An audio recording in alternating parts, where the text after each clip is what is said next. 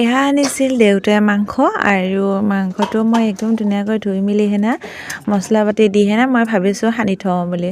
পৰাপক্ষে আজিকালি সানি চানি থৈ দিলে একদম মানে ধুনীয়া হয় মাংসটো, আৰু ব্ৰইলাৰ হওক লোকেল হওক বা ছাগলী মাংসই হওক।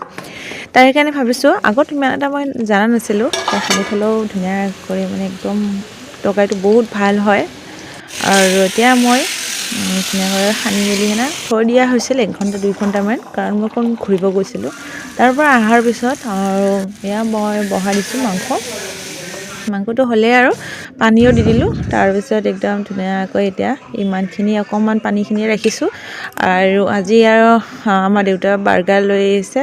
বাচ্ছা মানে মাইনাই নাখায় কাৰণে ময়ে বাৰ্গাৰটো খাওঁ বুলি লৈছোঁ আৰু। তাৰপিছত আজি পুৰি আৰু মাংস, ছাগলীৰ মাংস, আৰু ইয়াত দেখিছে খাবৰ কাৰণে দিছোঁ বাচ্ছাবিলাকক আগত। প্ৰথমতে দুখন দিছোঁ, পাছত মানে তাহাঁতক মানে গৰম বনাই দি আছোঁ, আৰু তাতে খাই আছে। এয়া দেখিছে একদম মানে কি ক'ম আৰু পাগল হৈ গৈছে মানে পুৰি আৰু মাংস বহুত ভাল পায়। আৰু এয়া মই মানে ভাজি আছোঁ, তাকে অকণমান আমাৰ ডাঙৰ বাবুখিনি কেমেৰাটো অকণ ধৰি দিছে। মোৰ অৱস্থা দেখিছে একদম মানে কাম কৰোঁতে মানে কি হৈ গৈছোঁ আৰু। তাৰপিছত আৰু কি ক'ম আৰু ভিডিঅ'টো এইখিনিতে সমাপ্ত কৰিলোঁ। Bye bye friends.